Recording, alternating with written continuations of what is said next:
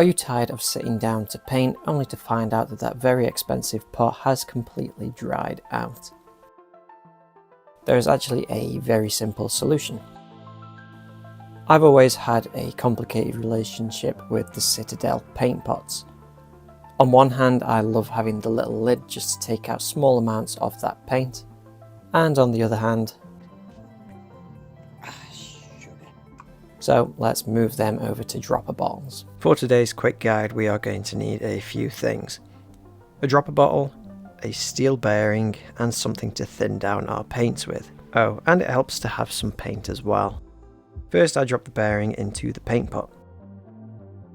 Then I squeeze a little bit of that thinner into the paint. If you don't have airbrush thinner, then you could simply use deionized water. We then close the lid and give it a quick shake. The bearing inside is going to help mix the paint with the thinner. Now it's as simple as pouring the mix into the dropper bottle. If you don't have steady hands, I'd recommend using a funnel.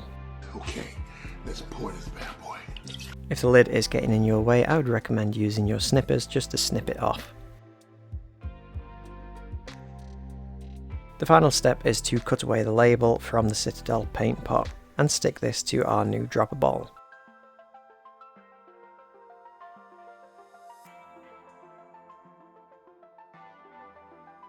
After a fair few uses, you may notice that some paint starts to dry on the tip of your dropper.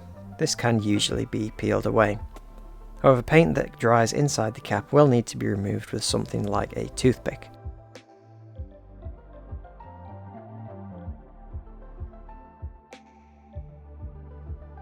A simple way to combat this is to simply wipe the dropper bottle after every use, ensuring that there is no paint on the end that will start to dry. If you find that the dropper itself is blocked, I tend to remove the cap and push a toothpick through the opening, clearing any dried paint from inside the nozzle. With that, you can finally go back to painting as you normally would.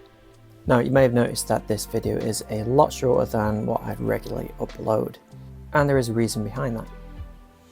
Currently, I am working on a competition piece for Games Workshop, and so I haven't really had much time to record.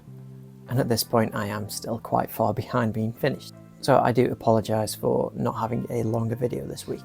Once the competition is over, you can expect to see plenty of content from me, especially from the new Skaven Tide box. So if any of this video has been useful to you, I ask that you please like, comment and subscribe, all the usual stuff. And the next time you will see me will hopefully be with some Skaven Tide content. Thanks for watching.